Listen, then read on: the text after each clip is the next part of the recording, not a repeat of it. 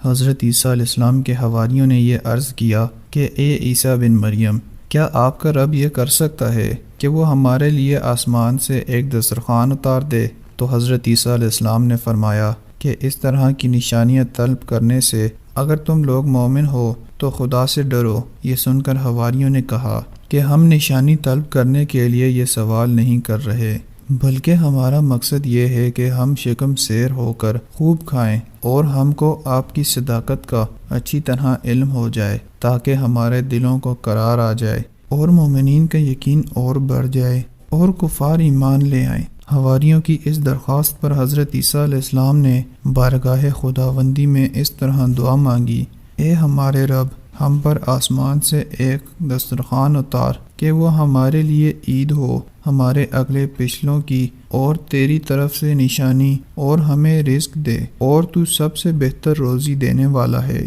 حضرت عیسیٰ علیہ السلام کی دعا پر اللہ تعالیٰ نے فرمایا کہ دسترخوان تو اتار دوں گا، لیکن اس کے بعد بنی اسرائیل میں سے جو کفر کرے گا میں اس کو ایسا عذاب دوں گا کہ تمام جہان والوں میں سے کسی کو ایسا عذاب نہیں ملا ہوگا۔ چنانچہ اللہ تعالیٰ کے حکم سے چند فرشتے ایک دسترخوان لے کر آسمان سے اترے، جس میں 7 مچھلیاں اور 7 روٹیاں تھیں۔ حضرت ابن عباس رضی اللہ عنہ سے روایت ہے کہ فرشتے دسترخوان میں روٹی اور گوشت لے کر آسمان سے زمین پر نازل ہوئے، اور بعض روایتوں میں یہ بھی آیا ہے کہ تلی ہوئی ایک بہت بڑی مچھلی تھی جس میں کانٹا نہیں تھا، اور اس میں سے روغن ٹپک رہا تھا، اور اس کے سر کے پاس نمک اور دم کے پاس سرکہ تھا، اور اس کے ارد گرد قسم قسم کی سبزیاں تھیں، اور 5 روٹیاں تھیں، ایک روٹی کے اوپر روغن زیتون، دوسری پر شہد، تیسری پر گھی، چوتھی پر پنیر، اور 5ویں پر گوشت کی بوٹیاں تھیں۔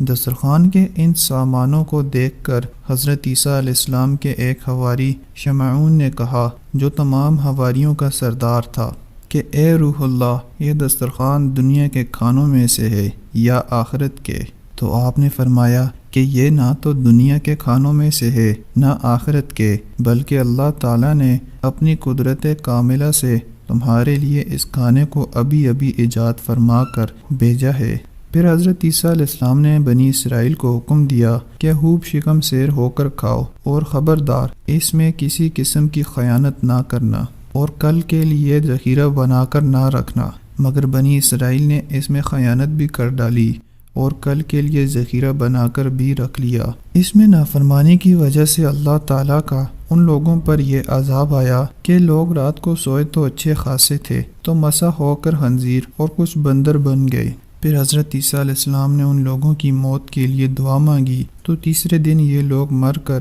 دنیا سے نیست و نابود ہو گئے، اور کسی کو یہ بھی معلوم نہ ہوا کہ ان کی لاشوں کو زمین نے گل گئی یا اللہ نے ان کو کیا کر دیا۔ اللہ تعالیٰ نے اس عجیب اور عظیم الشان واقعہ کا تذکرہ قرآن مجید کی سورہ مائدہ میں فرمایا ہے، اور اسی واقعے کی وجہ سے اس سورہ کا نام مائدہ رکھا گیا ہے۔ مائدہ دسترخوان کو کہتے ہیں۔